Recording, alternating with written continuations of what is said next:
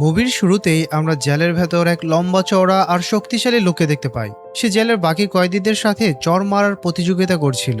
দেখে মনে হচ্ছিল লোকটা বেশ পাওয়ারফুল, কিন্তু যেমনই তার সাথে ফাইট করতে আসা শিখ নামের এক মোটা কয়েদি তাকে একটা চড় মারে, সে সোজা ছিটকে গিয়ে মাটিতে লুটিয়ে পড়ে। এই ফাইট জেতার পর শিখ নিজেকে জেলের সবচেয়ে শক্তিশালী কয়েদি বলে ঘোষণা করে, কারণ তার গায়ের জোর দেখে আর কেউ তার সাথে লড়তে রাজি হচ্ছিল না। কিন্তু ঠিক তখনই কয়েদিদের ভিড় ঠেলে হ্যানসু নামের এক রোগা আর অসহায় ছেলে শিখের সাথে ফাইট করার জন্য সামনে এগিয়ে আসে। তাকে দেখা মাত্রই জেলে সব কয়েদিরা হু হু করে হাসতে শুরু করে। সবার মনে হচ্ছিল এই পুচকে বাচ্চাটা তো এক ফু দিলে উড়ে যাবে, তারপরও সে ফাইট করতে চলে এসেছে। কিন্তু মজার ব্যাপার হলো, হ্যানসুর চোখে শিখের প্রতি বিন্দুমাত্র কোনো ভয় ছিল না, বরং সে পুরোপুরি ফাইটের জন্য তৈরি ছিল। এবার তোমাদের বলি, এই হ্যানসু কিন্তু কোনো সাধারণ ছেলে নয়। ওর ব্যাপারে আমরা একটু পরে জানতে পারবো। যাই হোক, শিখ আর হ্যানসু ফাইট শুরু করার আগে রক পেপার সিজার্স গেম খেলে, যাতে ঠিক করা যায় কে প্রথম চড় মারবে। কপাল খারাপ থাকায় হ্যানসু গেমটা হেরে যায়, আর প্রথম চড়টা তাকেই খেতে হয়। শিখের চড়টা এতটাই ভয়ঙ্কর ছিল যে হ্যানসু পুরো টলমল করতে শুরু করে, কিন্তু সে হার মানে না, মাটির সাথে পা আটকে দাঁড়িয়ে থাকে। এবার হ্যানসুর পালা। হ্যানসু নিজের পুরো শক্তি এক করে শিখের মুখের উপর একটা সলিড আর জোরালো চড় বসিয়ে দেয়, কিন্তু শিখ ছিল আস্ত একটা দানব। এই চড়ে তার তেমন কোনো ফারাকই পড়ে না। এই প্রতিযোগিতা ততক্ষণ চলতে থাকে যতক্ষণ না দুজনের একজন হার মেনে নেয়, কিন্তু শেষে এসে হ্যানসু একটা দারুণ চিটিং করে বসে। সে চড় মারার বদলে সোজা মুঠি পাকিয়ে শিখের মুখে একটা সজোরে পাঁচ মারে, আর এই এক ঘুষিতে শিখ ছিটকে মাটিতে পড়ে যায়। সেখানে দাঁড়িয়ে এই ফাইট দেখছিল হ্যান নামের এক কয়েদি। সে হ্যানসুর এই চিটিংটা ধরে ফেলে, কিন্তু তার কাছে হ্যানসুর এই চালাকিটা বেশ ভালোই লাগে। অন্যদিকে একটা বাচ্চার কাছে মার খেয়ে শিখের ইগোতে মারাত্মক আঘাত লাগে। সে রাগে ফুঁসতে ফুঁসতে হাতাহাতিতে নেমে পড়ে। শিখের চামচারাও সাথে সাথে হ্যানসুর উপর হামলা করে বসে। হ্যানসু চরম সাহসিকতার সাথে একা হাতে ওদের সাথে লড়তে শুরু করে। ঠিক তখনই জেলের গার্ডরা সেখানে এসে হাজির হয় এবং তাদের ফাইট থামিয়ে দেয়। মারামারি করার অপরাধে গার্ডরা হ্যানসুকে সোজা কালকুটরিতে ফেলে দেয়। কিছুক্ষণ পর ওই কয়েদি হ্যান সেখানে আসে এবং হ্যানসুকে বোঝানোর চেষ্টা করে। সে বলে, তুমি এখানে একদম নতুন, তাই তোমার এখন কারোর সাথে পাঙ্গা নেওয়া উচিত না। আর আজ তুমি যাকে পিটিয়েছো সে জেলের একজন অত্যন্ত ডেঞ্জারাস কয়েদি, তাই তোমার একটু সাবধানে থাকা উচিত। এই কথা বলে হ্যান সেখান থেকে চলে যায়। পরদিন সকালে জেলের এক কয়েদি এসে হ্যানসুকে বলে, শিকার তার গ্যাং এখন আর তোমার সাথে ঝামেলা করতে আসবে না, কারণ হ্যান শিকার তার গ্যাংকে কড়া ওয়ার্নিং দিয়ে বলেছে তারা যেন ভুল করেও তোমার গায়ে হাত না তোলে। হ্যানসু অবাক হয়ে জিজ্ঞেস করে, এই হ্যান লোকটা আসলে কে? তখন ওই কয়েদি জানায়, হ্যান হলো এই জেলের আসল লিডার। জেলের সমস্ত নিয়মকানুন সে একাই তৈরি করে। শুধু জেলের ভেতর নয়, জেলের বাইরে আন্ডারওয়ার্ল্ডের মানুষ তার নাম শুনে কাঁপে, কারণ সে এক বিশাল মাফিয়া গ্যাংয়ের বস। আর এই জেলে সে তার ক্ষমতা নিজের বাইরে গ্যাংস্টারদের নামে জোরে পায়নি, বরং এই ক্ষমতা সে পেয়েছে তার গায়ের জোরে। জেলের জেলার নিজে কয়েদিদের মধ্যে ফাইটের আয়োজন করে, আর যেই ফাইটে যেতে সে পুরো জেলের রাজত্ব করে। হেন আজ পর্যন্ত একটা ফাইটও হারেনি, তাই কেউ তার কখনো বিরুদ্ধে যাওয়ার সাহস পায়নি। সে এখানে কোনো কয়েদির মতো নয়, বরং একজন রাজার মতো থাকে, আর সে যার মাথায় হাত রাখে তাকে ছোঁয়ার সাহস এই জেলে কারোরই নেই। কিন্তু মুভির আসল টুইস্ট তো শুরু হয় কয়েক মাস পর। জেলের ভেতর পুরো পরিবেশ এক নিমিষে বদলে যায় যখন কিম নামের এক নতুন কয়েদির সেখানে এন্ট্রি হয়। এই লোকটা ছিল হ্যানের চেয়েও কয়েক হাজার গুণ বেশি ভয়ঙ্কর আর ডেঞ্জারাস। কিম জেলের ভেতর পা রাখা মাত্রই সমস্ত কয়েদির মধ্যে এক চরম আতঙ্ক ছড়িয়ে পড়ে। অবস্থা এমন ছিল যে তার নাম শুনলে অনেক কয়েদি ভয়ে চোখ নিচে নামিয়ে নিত। হ্যানও কিমের আসার খবর পেয়ে সোজা তার কাছে যায় এবং জেলের ভেতর সিগারেটের ব্যবসায় তার সাথে পার্টনারশিপ করার অফার দেয়। আসলে হ্যান তাকে ভয় পাচ্ছিল না। এই অফারের পেছনে তার দুটো কারণ ছিল। প্রথমত, হ্যানের সাজার মেয়াদ প্রায় শেষ হয়ে এসেছিল, তাই সে আর নতুন করে কোনো ফাইট বা ঝামেলায় জড়াতে চাইছিল না। দ্বিতীয়ত, সে খুব চালাক ছিল। সে তার শত্রুদের আর তাদের পাতা জাল খুব ভালো করে বুঝতে পারত। কিন্তু কিম তার এই অফারে বিন্দুমাত্র কোনো ইন্টারেস্ট ছিল না। ঠিক তখনই হ্যানের এক লোক দৌড়ে এসে একটা খুব খারাপ খবর দেয়। সে জানায় যে তাদের গ্যাংয়ের সবচেয়ে খাস লোকটাকে ধরে ফেলা হয়েছে। হ্যান তড়িঘড়ি করে সেখানে ছুটে যায় এবং গিয়ে দেখে জেলের জেলার স্বয়ং তার লোকটাকে পশুর মতো পিটিয়ে আধমরা করে দিয়েছে। তার মানে জেলের জেলার এখন আর হ্যানের পকেটে নেই, সে এখন কিমের সাথে হাত মিলিয়েছে। এই দৃশ্য থেকে হ্যানের রাগের আগুন দাও দাও করে জ্বলে ওঠে। কিন্তু জেলার গার্ডদের নির্দেশ দিয়ে উল্টো হ্যানকে আছা মতো ধুলাই দিয়ে তাকে শেষে কালকুটুরিতে ফেলে দেয়। কয়েকদিন কালকুটুরিতে থাকার পর হ্যান যখন বাইরে আসে তখন তার শরীর অবস্থা খুব খারাপ হয়ে গিয়েছিল। ঠিক তখনই আমরা সেই শিখকে দেখতে পাই, যে একসময় হ্যানের নাম শুনলে ভয় কাঁপত। আর সে সুযোগ পেয়ে হ্যানকে জানে মেরে ফেলার চেষ্টা করে, কিন্তু ভাগ্যক্রমে হ্যানসু ঠিক ওই সময় শিখকে হামলা করতে দেখে ফেলে। সে দৌড়ে এসে শিখে ধাক্কা মেরে সরিয়ে দেয় এবং হ্যানের যান বাঁচিয়ে নেয়। এরপর জেলার এসে দুজনকে ধরে ফেলে এবং হ্যানসুকে জিজ্ঞেস করে, তোর কাছে কোনো প্রমাণ আছে যে শিখ হ্যানের উপর হামলা করেছে? আসলে জেলার সবকিছু নিজের চোখে দেখেছিল, কিন্তু সে কিমের নির্দেশে শিখকে বাঁচাতে চাইছিল। কিছুক্ষণ পর হ্যানসু হ্যানের সাথে দেখা করার জন্য তার সেলে যায়। সেখানে হ্যান তাকে জিজ্ঞেস করে, তুই আজ আমার জান বাঁচালি কেন? হ্যানসু একটা হালকা হাসি দিয়ে জবাব দেয়, আমি মানুষের সাহায্য করতে কখনোই পিছু হটি না, কারণ আমার মা আমাকে এটাই শিখিয়েছেন। তার এই ইমোশনাল জবাবে দুজনের মধ্যে বন্ধুত্বের সম্পর্কটা আরো বেশি স্ট্রং হয়ে যায়। পরের দিন তারা দুজনে মিলে সোজা জেলারের কাছে গিয়ে হাজির হয়। হ্যানসু জেলারকে বলে যে সে জেলের ভেতরে চলা স্মাগলিং এর ব্যবসার ব্যাপারে রিপোর্ট করতে চায়, যা গত কয়েকদিন ধরে জেলের ভেতর একদম প্রকাশ্যে চলছে। সে আরো বলে, আমার কাছে এর সলিড প্রমাণও রয়েছে। এই কথা শোনা মাত্রই জালারের পায়ের তলা থেকে মাটি সরে যায়। আসলে এই পুরো গেমটাই ছিল হ্যানই হ্যানসুকে শিখিয়ে দিয়েছিল জালারকে গিয়ে এই কথাগুলো বলতে। হ্যানসু তাকে একটা ছবি দেখায় যেখানে স্মাগলিং এর সময় জালারকেও পরিষ্কার দেখা যাচ্ছিল। নিজের আসল রূপ ফাঁস হয়ে যেতে দেখে জালার রেগে গিয়ে এসে হ্যানসুর গালে একটা চড় বসিয়ে দেয়, কিন্তু হ্যানও ছেড়ে দেওয়ার পাত্র নয়। সেও পাল্টা জালারের গালে এক প্রচন্ড জোরে চড় মারে। এরপর সে জালারকে কড়া ভাষায় ওয়ার্নিং দিয়ে বলে, যদি আমার লোকেরা এই ছবিগুলো তদন্ত কমিটির কাছে পাঠিয়ে দেয় তবে সবার আগে তোর দিকে আঙুল উঠবে আর তোর এই চেহারটা চিরজীবনের মতো চলে যাবে। পুরোপুরি ফাঁদে পড়ার পর জালার নিরুপায় হয়ে আবারও হ্যানের দলে ফিরে আসে। এদিকে এই খবর শোনা মাত্র কিমের গ্যাংয়ের অবস্থা টাইট হয়ে যায়। হ্যান সুযোগ বুঝে কিম আর শিখকে জেলের কিচেনের ভেতর বন্দি করে ফেলে এবং তাদের ওপর অমানসিক টর্চার শুরু করে। শেষমেশ শিখ ব্যথায় আর ভয়ে পুরোপুরি ভেঙে পড়ে এবং সমস্ত শক্তি উগরে দেয়। সে জানায় এই সবকিছুর পেছনে মঞ্চল নামের এক লোকের হাত আছে, আর এই মঞ্চল ছিল হ্যানের গ্যাংয়েরই সবচেয়ে বড় বস। সেই মঞ্চলই শিখ আর কিমকে অর্ডার দিয়েছিল হ্যানকে রাস্তা থেকে সরিয়ে দেওয়ার জন্য, আর এর বদলে সে তার জেলের ভেতর চলা স্মাগলিং এর 1/3 লাভের ভাগ দেওয়ার লোভ দেখিয়েছিল। নিজেরই আপন লোকের কাছ থেকে এমন ভয়ঙ্কর ধোঁকা পাওয়ার কথা জেনে হ্যানের পায়ের তলা থেকে মাটি সরে যায়। সে রাগে পুরোপুরি ফায়ার হয়ে যায়।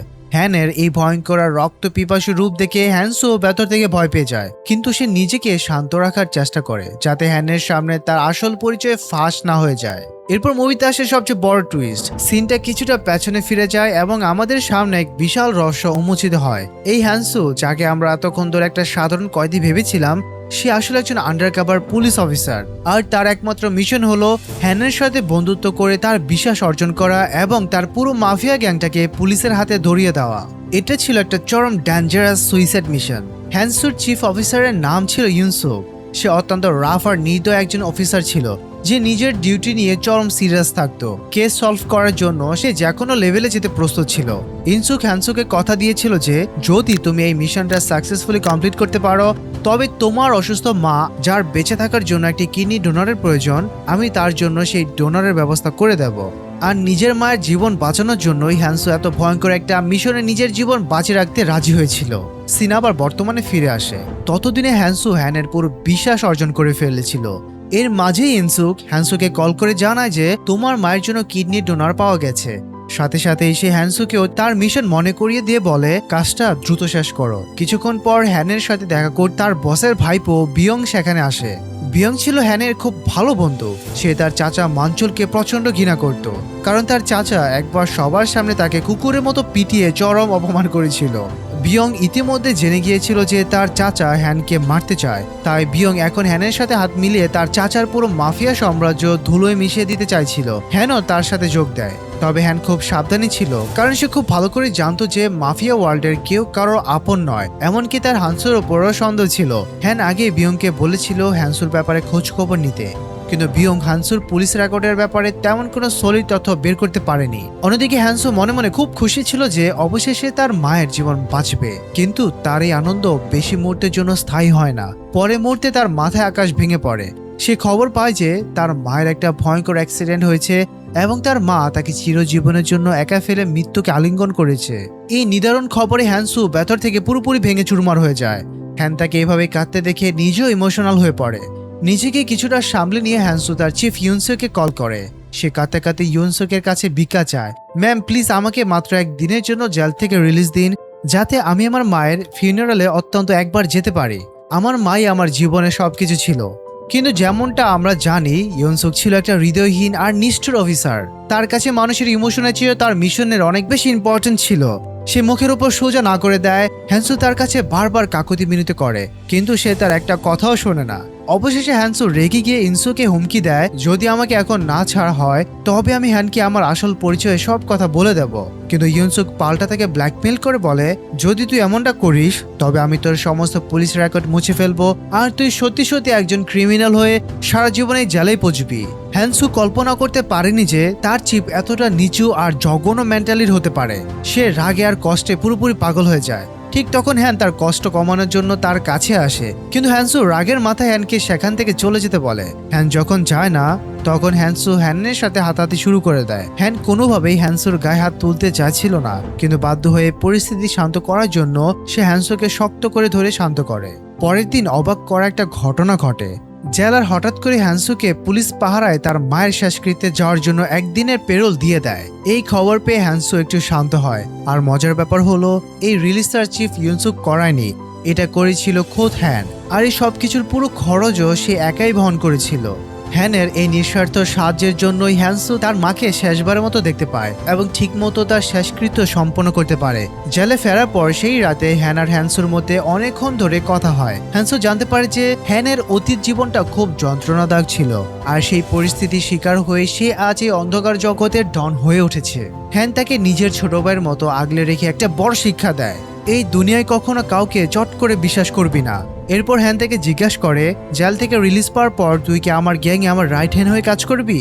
হ্যানের এই কথায় হ্যান্সু গভীর চিন্তা পড়ে যায়। সে ভাবে, একদিকে আছে তার চিফ ইউনসুক, যে শুধু নিজের স্বার্থের জন্য তাকে ইউজ করছে এবং তার ইমোশনের কোনো মূল্যই তার কাছে নেই, আর অন্যদিকে আছে হ্যান, যে একটা মাফিয়া ডন হওয়া সত্ত্বেও ভেতর থেকে কতটা ভালো মানুষ। সে তাকে তার মায়ের সাথে দেখা করার সুযোগ করে দিয়েছে, অথচ সে তাকেই ধোঁকা দিচ্ছে। এই অপরাধবোধ আর সহ্য করতে না পেরে শেষমেশ হ্যান সুহানকে পুরো সত্যিটা বলে দেয়। সে জানায়, আমি আসলে একজন আন্ডারকভার পুলিশ এজেন্ট। আমি পুলিশের একটা সিক্রেট এজেন্সির সাথে কাজ করছি, আর আমার একমাত্র মিশন হলো তোমাকে আর তোমার পুরো গ্যাংকে খতম করা। এরপর গল্পটা কয়েক মাস এগিয়ে যায়। অবশেষে সেই দিনটা এসে হাজির হয় যেখানে হ্যান্সু জেল থেকে রিলিজ পাবে। জেলের গেটে বাইরে আসতেই হ্যান্সু দেখতে পায় অনেকগুলো বডিগার্ড আর একটা লাল রঙের লাক্সারিয়াস গাড়ি তার জন্য অপেক্ষা করছে। আর সেই গাড়ির ভেতর বসেছিল স্বয়ং হ্যান। সে কয়েক মাস আগে রিলিজ পেয়ে গিয়েছিল এবং আজ সে হ্যান্সুকে রিসিভ করতে এসেছে। তার মানে হ্যান্সু আর এখন কোনো আন্ডারকভার পুলিশ এজেন্ট নয়, সে পুরোপুরি হ্যানের গ্যাংয়ে যোগ দিয়ে অন্ধকার জগতে পা রেখেছে। সেই রাতেই হ্যান তাকে সাথে করে একটা বিশাল রাজকীয় পার্টিতে নিয়ে যায়। সেখানে হ্যান্সুর প্রথমবারের মতো হ্যানের বিগ বস মঞ্চুর সাথে দেখা হয়। মঞ্চুরের কাছে হ্যান্সুর রাফ অ্যান্ড স্টাফ স্টাইলটা খুব পছন্দ হয়ে যায়। সে সাথে সাথে হ্যান্সুকে নিজের গ্যাংয়ে যোগ করে নেয় এবং সামনে হতে চলা এক বিশাল স্মাগলিং এর দায়িত্ব তার হাতে তুলে দেয়। কিন্তু এই ব্যাপারটা হ্যানের বন্ধু বিয়ং এর একদমই সহ্য হয় না। সে একটু জেলাস হয়ে হ্যান্সুকে ভয় দেখানোর চেষ্টা করে, কিন্তু বিয়ং এর বিন্দুমাত্র ধারণা ছিল না যে হ্যান্সু ভয় পাওয়া তো দূরের কথা, উল্টো সে নিজের বন্দুক বের করে সোজা বিয়ং এর মাথা দিয়ে তাক করে ধরে। হ্যান্সুর এই ডেডলি অ্যাটিটিউড দেখে মঞ্চুর তাকে গ্যাংয়ে নিয়েছিল। হ্যান পরিস্থিতি শান্ত করার চেষ্টা করে, কিন্তু মঞ্চল বিয়ং এর এই ফালতু আচরণে রেগে গিয়ে সবার সামনে বিয়ংকে সজোরে একটা থাপ্পড় মেরে দেয়। কিন্তু পরের দিন মঞ্চল বিয়ংকে আড়ালে ডেকে বলে, তোর চিন্তা করার কোনো কারণ নেই, আমি তোর জায়গা কাউকেই দেব না, কিন্তু এর জন্য আগামী ডিলের জন্য তোকে হ্যানকে চিরতরে খতম করতে হবে। আসলে মঞ্চলের মনে ভয় ঢুকে গিয়েছিল যে হ্যান তাকে নিজের বস বলে মানে না, বরং হ্যান নিজেই গ্যাংয়ের আসল বস হিসেবে নিজেকে মানে। মঞ্চলের ভয় ছিল আগামী দিনে হ্যান হয়তো তাকেই খতম করে দেবে, তাই সে আগে ভাগেই হ্যানকে রাস্তা থেকে সরিয়ে দিতে চাইছিল। মঞ্চল বিয়ংকে বুঝিয়ে বলে, আমাদের স্মাগলিং এর মালগুলো চেকপোস্ট থেকে পার করার জন্য চৌ নামের এক গুন্ডার স্ট্যাম্প লাগবে। এরপর হ্যান আর হ্যান্সু সেই চুইয়ের আস্তানা গিয়ে পৌঁছায় ওই স্ট্যাম্পটা আনার জন্য। অন্যদিকে পুলিশও তাদের প্রতিটা মুভমেন্টের উপর কড়া নজর রাখছিল, কারণ হ্যান্সু তখনও তার চিফ ইয়নসেকের সাথেই কন্ট্রাক্টে ছিল। হ্যাঁ, হ্যান্সু এখনো তার আন্ডারকভার মিশনে আছে। হ্যানের সাথে তার এই বন্ধুত্বের পুরো ব্যাপারটাই ছিল একটা সলিড নাটক, আর তার হাতঘড়ির ভেতর একটা সিক্রেট ট্র্যাকিং ডিভাইস ফিট করা ছিল। ভেতরে হ্যান্সু চুইয়ের কাছ থেকে স্ট্যাম্পটা কেনার চেষ্টা করছিল, কিন্তু চুই চরম ইগো দেখিয়ে স্ট্যাম্পটা দিতে অস্বীকার করে। এই কথা শুনে হ্যান্সুর রাগে হিতাহিত জ্ঞান হারিয়ে সোজা একটা ধারালো চাকু চুইয়ের হাতের ভেতর গেঁথে দেয়। এরপর আর কি, চুইয়ের সমস্ত গুন্ডারা পঙ্কপালের মতো হ্যান্সুর উপর ঝাঁপিয়ে পড়ে। শুরু হয় এক ভয়ঙ্কর ফাইট। বাইরে অপেক্ষা করতে থাকা বিয়ং আর হ্যান হঠাৎ বুঝতে পারে যে কেউ একজন গোপনে পুলিশকে খবর দিচ্ছে। তারা সেখান থেকে পালানোর আগেই চুয়ের প্রচুর ব্যাকআপ গুন্ডা সেখানে চলে আসে। হ্যানও তার লোকদের নিয়ে তাদের ওপর পাল্টা অ্যাম্বুশ করে দেয়। এই পুরো ফাইটটায় হ্যানের একটাই টার্গেট ছিল, হ্যানসুকে জ্যান্ত বাঁচানো। এদিকে হ্যানসু এক বিশাল লম্বাচোরা দানবের মতো গুন্ডার সাথে লড়ছিল। হ্যানসু একটা লোহার রড নিয়ে তাকে সহজে আঘাত করলেও ওই দানবের গায়ে তা মশার কামড়ের মতো লাগে। সে উল্টে হ্যানসুকে তুলে আছড়ে আছড়ে মারতে থাকে, কিন্তু একদম শেষ মুহূর্তে হ্যান্স সেখানে এসে হ্যানসুর জান বাঁচিয়ে নেয় এবং তাদের গ্যাং মিলে চুয়ের সমস্ত গুন্ডাদের সাফ করে দেয়। এরপর হ্যানসু চুইকে আচ্ছা মতো পিটিয়ে তার কাছ থেকে এই মূল্যবান স্ট্যাম্পটা ছিনিয়ে নেয়। কিন্তু এই মারামারির মধ্যেই হ্যানসুর হাত ঘড়িটা ভেঙে টুকরো টুকরো হয়ে যায়, যার ফলে পুলিশের কাছে তাদের কারেন্ট লোকেশনের কোনো সিগন্যাল আর পৌঁছায় না। স্ট্যাম্পটা পাওয়ার পর মঞ্চল হ্যানসুর কাজে অত্যন্ত খুশি হয়ে যায়। এরপর হ্যান রাশিয়ান মাফিয়ার সাথে ডিল করার জন্য হ্যানসুকে সাথে নিয়ে একটা ক্লাবে যায়। সে হ্যানসুকে বাইরে অপেক্ষা করতে বলে, কারণ কোথাও না কোথাও হ্যানের মনে হ্যানসুর প্রতি একটা হালকা সন্দেহ হয়ে গিয়েছিল। হ্যানসু বাইরে চুপচাপ অপেক্ষা করছিল। ঠিক তখনই তার টিমের পুলিশের একজন লোক তাকে টেনে একটা অন্ধকার কোণায় নিয়ে যায়। সে হ্যানসুকে একটা নতুন ট্র্যাকিং ঘড়ি দেয়, যাতে তারা হ্যানের বিরুদ্ধে একদম সলিড প্রমাণ জোগাড় করতে পারে। কিন্তু কপাল খারাপ, ঠিক সেই মুহূর্তেই হ্যান সেখানে চলে আসে। সে সন্দেহ নিয়ে হ্যানকে জিজ্ঞাসা করে, এই লোকটাকে? হ্যানসু খুব চালাকি করে বলে, আমি তো তাকে চিনি না, ফালতু আমাকে বিরক্ত করছে। এটা শুনে হ্যান রাগে ওই পুলিশ অফিসারটাকে পশুর মতো পেটাতে শুরু করে। অবস্থা এমন পর্যায়ে যায় যে হ্যানসুকে জোর করে হ্যানকে সেখান থেকে টেনে সরিয়ে নিয়ে যেতে হয়, নইলে হ্যান হয়তো তাকে ওখানেই মেরে ফেলতো। যাওয়ার সময় হ্যান সিরিয়াস হয়ে হ্যানসুকে জিজ্ঞাসা করে, আমাকে সত্যি করে বল, ওই লোকটা আসলে কে ছিল? হ্যানসু এবার আর মিথ্যা বলে না, সে একদম সোজাসাপটা বলে দেয়, ও আসলে পুলিশের একজন স্পাই ছিল। ও আমাকে ওই নতুন ট্র্যাকিং ঘড়িটা দিতে এসেছিল। এই কথা শোনা মাত্রই হ্যান রাগে গর্জে ওঠে, হ্যানকে দেওয়ালের সাথে চেপে ধরে। সে পাগলের মতো হ্যানসুর পকেট আর শরীর চেক করতে শুরু করে। তার মনে সন্দেহ ছিল যে হ্যানসু হয়তো এখনো পুলিশের সাথে মিলে তাকে ধোঁকা দিচ্ছে। কিন্তু হ্যানসুর কাছে কোনো ট্র্যাকিং ডিভাইস পাওয়া যায় না, কারণ হ্যানসু ঘড়িটা আগেই লুকিয়ে রেখেছিল। এরপর হ্যান তাকে একটা নির্জন জায়গায় নিয়ে আসে। সে একটু ইমোশনাল হয়ে হ্যানসুর কাছে ক্ষমা চায় এবং নিজের ভেতরে যন্ত্রণার কথা শেয়ার করে। হ্যান বলে, আমি আমার পুরো জীবনে যদি কিছু পেয়ে থাকি তবে সেটা হলো শুধু আপনজনের ধোঁকা। এমনকি আমি গত 20 বছর ধরে যার জন্য কুকুরের মতো খাটছি, সেই বসও আজ আমাকে মারতে চায়। আর এই কারণেই আমি কাউকে চট করে বিশ্বাস করতে পারি না। হ্যানের এই কথাগুলো শুনে হ্যানসু ভেতর থেকে আবারও ইমোশনাল হয়ে পড়ে। সে নিজের প্ল্যান চেঞ্জ করে ফেলে এবং হ্যানকে কথা দেয়, তুমি আমার উপর ভরসা রাখতে পারো, আমি তোমাকে জীবনও আর ধোঁকা দেব না, আর আমি আমার বিশ্বস্ততা প্রমাণ করে দেখাবো। কিন্তু আসল মাস্টারমাইন্ড গেম তো এবার শুরু হতে যাচ্ছে। স্মাগলিং এর ঠিক 2 দিন আগে বিয়ং হঠাৎ করে হ্যানকে একটা প্রশ্ন করে বসে, তুই একজন পুলিশের স্পাইকে এত ভরসা করছিস কিভাবে? আসলে বিয়ং জেলের ভেতরে থাকতে জেনে গিয়েছিল যে হ্যানসু পুলিশের একজন আন্ডারকভার এজেন্ট যে হ্যানকে ধরতে এসেছিল। আর সবচেয়ে বড় টুইস্ট হলো, হ্যান নিজেও এই বিষয়টা অনেক আগে থেকে জানতো। হ্যাঁ বন্ধুরা, হ্যান আগে থেকে বুঝতে পেরেছিল যে হ্যানসু একজন পুলিশ, আর তাই সে একটা ভয়ঙ্কর চাল চেলেছিল। সে ইচ্ছে করেই হ্যানসুর মায়ের অ্যাক্সিডেন্ট করেছিল, যাতে হ্যানসু মানসিকভাবে পুরোপুরি ভেঙে পড়ে। আর সেই দুর্বলতার সুযোগ নিয়ে হ্যান তাকে সাহায্য করে তার বিশ্বাস অর্জন করে। আর এর ফলে হ্যানসু নিজে থেকে তার আসল পরিচয় হ্যানের কাছে স্বীকার করে নিয়েছিল। হ্যান হ্যানসুকে তখনও মারেনি, কারণ সে জানতো হ্যানসু ভেতর থেকে একটা সৎ আর ভালো ছেলে। এই জন্যই হ্যান তাকে নিজের রাইট হ্যান্ড বানিয়েছিল এবং তার উপর কিছুটা ভরসা করতে শুরু করেছিল। অন্যদিকে আমরা হ্যানসুকে দেখতে পাই যে তার মায়ের কবরের কাছে গিয়েছিল। হঠাৎ করে কয়েকজন অজানা লোক এসে তাকে কিডন্যাপ করে ফেলে। তারা হ্যানসুর গায়ে কেরোসিন ঢালতে শুরু করে এবং বলে, তোর খবর আমাদের হ্যানি দিয়েছে। হ্যানসু এটা শুনে পুরোপুরি শকড হয়ে যায়। সে ভাবতেই পারছিল না যে হ্যান তাকে কিভাবে ধোঁকা দিতে পারে। কিন্তু আসল সত্যিটা ছিল অন্যরকম। এই লোকগুলো হ্যানের লোক ছিল না, এরা ছিল পুলিশের লোক। এরা এই ফ্যাক্ট ড্রামাটা করেছিল শুধু হ্যানসুকে হ্যানের বিরুদ্ধে খেপিয়ে তোলার জন্য, আর তাদের এই প্ল্যানটা 100% কাজ করে ফেলে। হ্যানসু রাগে অন্ধ হয়ে গিয়ে তার চিফ ইউনসোকে আগামী 2 দিন পর হতে চলা স্মাগলিং এর সমস্ত ডিটেলস জানিয়ে দেয়। এরপর সে ইউনসোকে জিজ্ঞেস করে, আমার মায়ের মৃত্যুর আসল কারণ কি? ইউনসু খুব ভালো করে জানতো যে হ্যানই তার মায়ের খুনি, কিন্তু সে হ্যানসুকে মিথ্যা বলে ধোকা দেয় যে আমরা এখনো এটা নিয়ে তদন্ত করছি। কারণ ইউনসুক জানতো যদি হ্যানসু সত্যিটা জেনে যায় তবে সে ইমোশনাল হয়ে কোনো ভুল করে বসতে পারে এবং পুরো মিশনটা ফেল হয়ে যেতে পারে। এরপর হ্যানসু আবার হ্যানের সাথে দেখা করতে আসে। তার মুখে আঘাতের চিহ্ন দেখে হ্যান তাকে জিজ্ঞেস করে, কিন্তু হ্যানসু চুপ থাকে। অবশেষে সেই প্রতীক্ষার দিনটি চলে আসে, যেদিন স্মাগলিং হওয়ার কথা ছিল। হ্যানসু আগে থেকেই পুলিশকে ওই জায়গার লোকেশন দিয়ে রেখেছিল।